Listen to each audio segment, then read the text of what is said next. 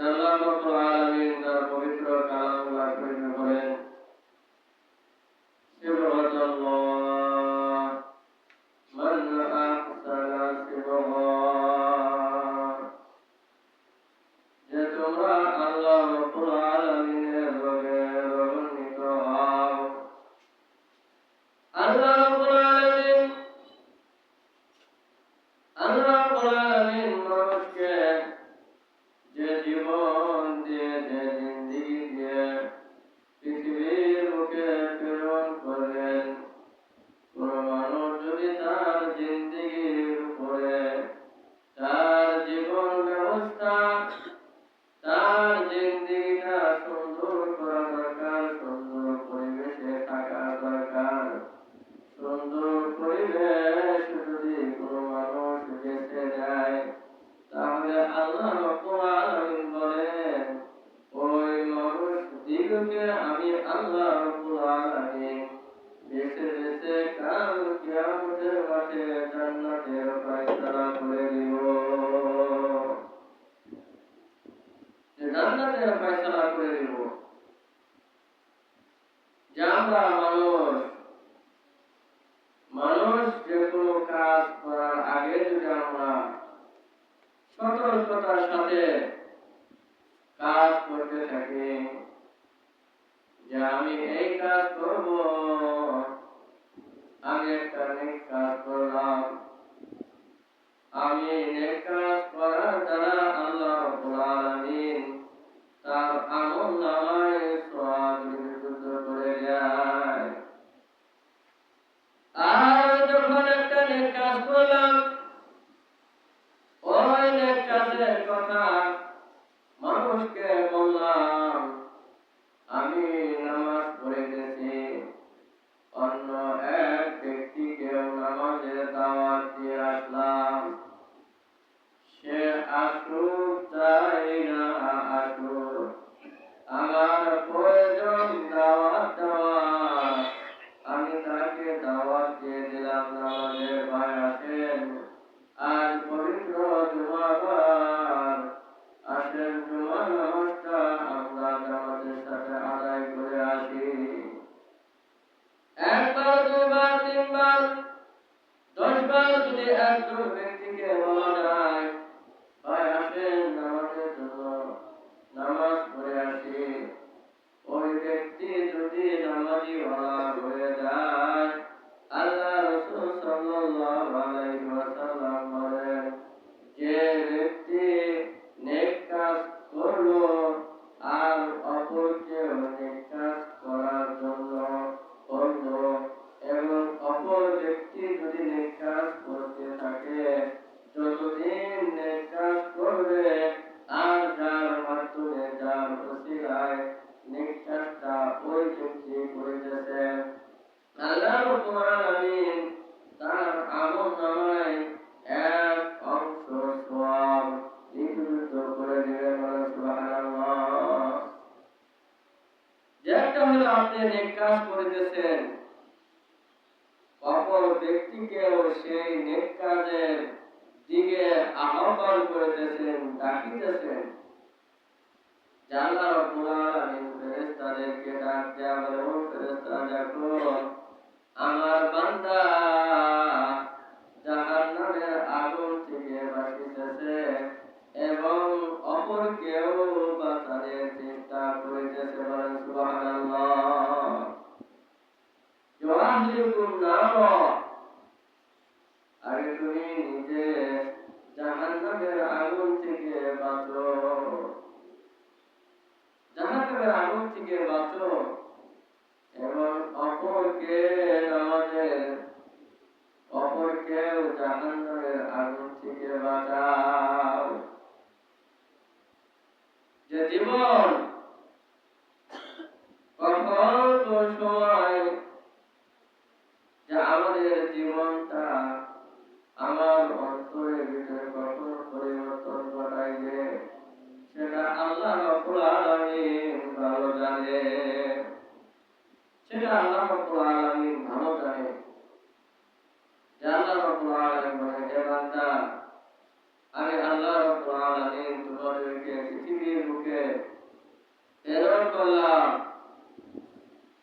উদ্দেশ্য নিয়ে প্রেরণ করেছি সেই উদ্দেশ্যগুলো মেনে চলে তোমরা যদি আসতে পারো, আমি আল্লাহ রাব্বুল আলামিনের কাছে আমি আল্লাহ রাব্বুল আলামিন তোমাদেরকে জান্নাতুল ফিরদাউস একটা উঁচু মাকাম, একটি ঘর, ভালো ঘর দান করে দেব। সুবহানাল্লাহ।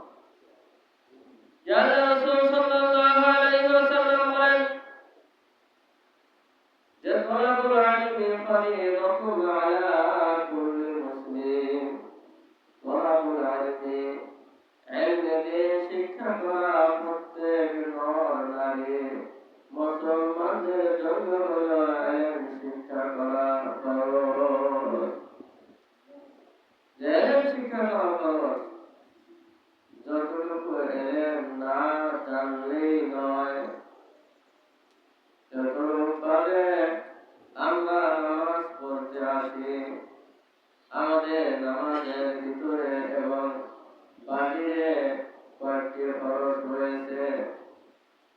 যে নামাজের ভিতরে এবং বাহিরে 13 ফরজ, এই 13 ফরজের কাজ আমাদেরকে এই 13 ফরজ বিষয় আদি সম্পর্কে জানতে হবে।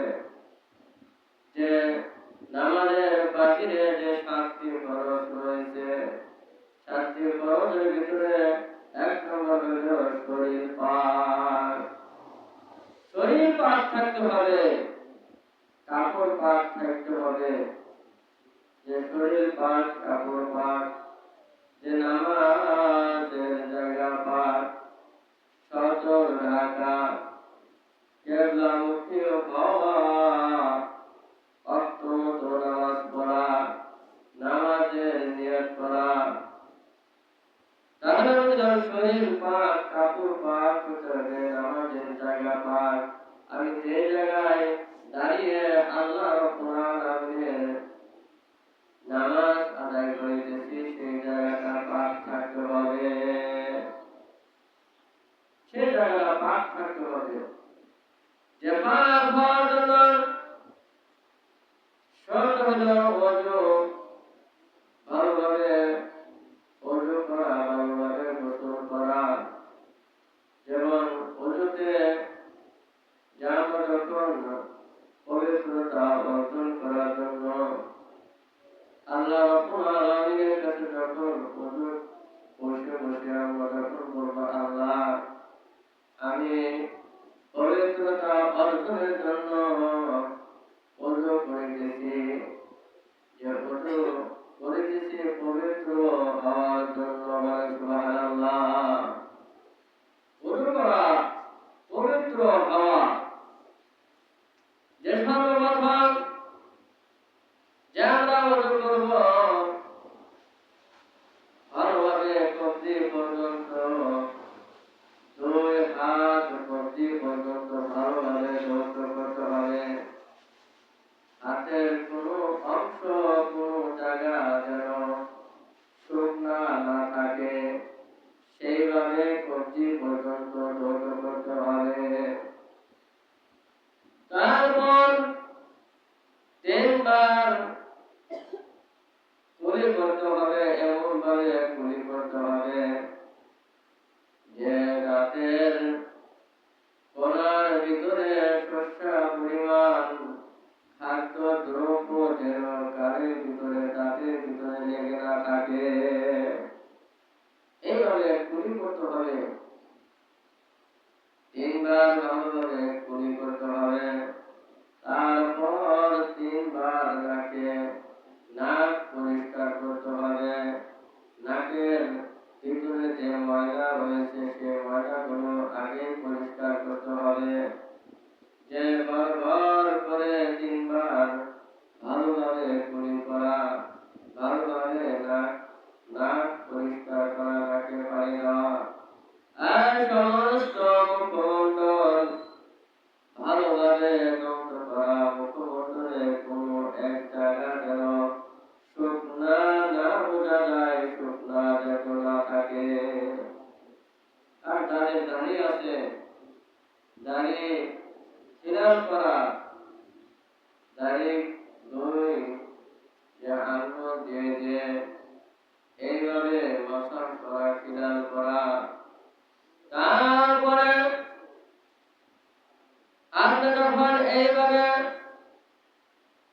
পবিত্রতা হওয়ার জন্য এইভাবে যখন অঙ্গ প্রত্যঙ্গগুলো ধরতে থাকেন, ধন ধৈর্য করার দ্বারা আল্লাহ রাব্বুল আলামিন ওজোর প্রত্যেক পানির সাথে কবিরা সগীরা গুনাহগুলো ধরে মুছে সাফ হয়ে যায়। কবিরা গুনাহগুলো ধরে মুছে সাফ হয়ে যায়। যেভাবে যদি আমরা ওজন করতে থাকি, যে নামাজ যেভাবে রাসূল সাল্লাল্লাহু আলাইহি ওয়াসাল্লাম আদায় করেছে, সেইভাবে আল্লাহ রাব্বুল আলামিন যেভাবে রাসূল সাল্লাল্লাহু আলাইহি ওয়াসাল্লামকে জানায় দিয়েছেন, বলে দিয়েছেন, তেমনি ভাবে আল্লাহ রাসূল সাল্লাল্লাহু আলাইহি ওয়াসাল্লাম সাহাবীদেরকেও সেইভাবে নামাজ শিখিয়ে গেছে। সেইভাবে নামাজ আদায় করতে হবে। যে নামাজের ভিতরে যে আল্লাহ রাব্বুল আলামিন বলেন যে নামাজ মানুষকে অশ্লীলতা থেকে, মানুষকে জানা করা থেকে, মানুষকে যত প্রকারের খারাপ কাজ আছে কেবলমাত্র নামাজই পারে বিরত রাখতে পারেন। সুবহানাল্লাহ। ইন্নাস সালাতা তানহা আনিল ফাহশাই ওয়াল মুনকার। নিশ্চয় নামাজ অশ্লীলতা বেড়া করা কাজ থেকে বিরত রাখে। যে নামাজের মতো নামাজ পড়তে হবে। যে নামাজ যখন আমরা দাঁড়াইব,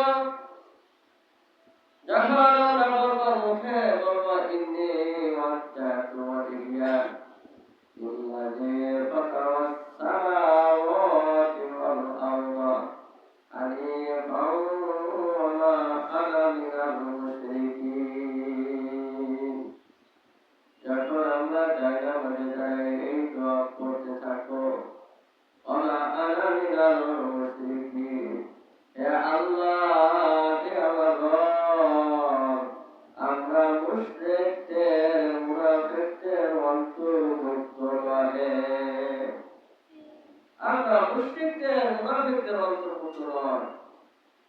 এইভাবে যখন নামাজের ভিতরে খুশুর সহিত নামাজ আদায় করা, যে নামাজের ভিতরে চিন্তা ধারণা একমাত্র আল্লাহ রাব্বুল আলামিনের দিকে রুজু হওয়া, আল্লাহ রাব্বুল আলামিনের দিকে চায় থাকা, আল্লাহ রাব্বুল আলামিনের রিজামন্দি হাসিল করার জন্য সমস্ত কাজ, সমস্ত ব্যবসা, সমস্ত ফ্যাক্টরি, সমস্ত ছেলে সন্তান, বিবি ব্যবস্থা, সমস্ত চিন্তা ধারণা থেকে বিরত থাকিয়া যখন বান্দা নামাজে দাঁড়িয়ে যায়, তখন আল্লাহ রাব্বুল আলামিন বলেন, আমি আল্লাহ রাব্বুল আলামিন ওই বান্দার নামাজকে কবুল মঞ্জুর করিয়া নিবেন। সুবহানাল্লাহ। ওই বান্দার নামাজকে আমি কবুল করে নেই। যে আমরা নামাজে দাঁড়াইছি, এদিকে তাকায় আছি, আর নামাজের ভিতরে আমরা মনে মনে ধারণা করে গেছি যে আমার ওই বেল ফ্যাক্টরিটা কিভাবে চলতেছে, বাড়িতে খেত খামারের অনেক ঝামেলা রয়েছে, কি করিতেছে, এই সমস্ত চিন্তা থেকে দূরে রাখিয়া যখন নামাজ আদায় করবেন, তখন আপনি আমার মনে মনে ধারণা রাখতে হবে আল্লাহ রাব্বুল আলামিন আমাকে দেখিতেছে। যে আল্লাহ রাব্বুল আলামিনের সাথে কথা বলা, নামাজ অর্থ হলো আল্লাহ রাব্বুল আলামিনের সাথে কথা বলা। যখন বান্দা নামাজের ভিতরে কুরআন কারীম তেলাওয়াত করতে থাকে, ওয়ারাত্তিলিল কুরআনা তারতিলা, তারতিলের সাথে সহিভাবে যখন কুরআন তেলাওয়াত করে বান্দা, যখন বান্দা বলে আলহামদুলিল্লাহি রাব্বিল আলামিন আর রহমানির রহিম মালিকি ইয়াউমিদ্দিন ইয়্যাকা না'বুদু ওয়া ইয়্যাকা নাস্তাঈন ইহদিনাস সিরাতাল মুস্তাকিম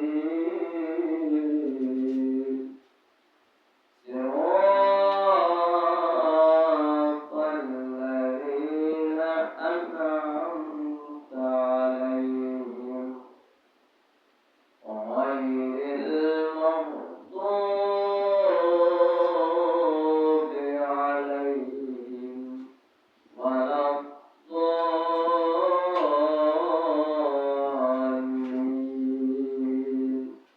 এইভাবে যদি বান্দা বান্দিরা মধুর সুরে সহিভাবে যদি কোরআন নামাজে পড়তেই থাকে আল্লাহ রাব্বুল আলামিন বলেন বান্দা যেন আমি আল্লাহর সাথে কথা বলিতেছে, বলেন সুবহানাল্লাহ।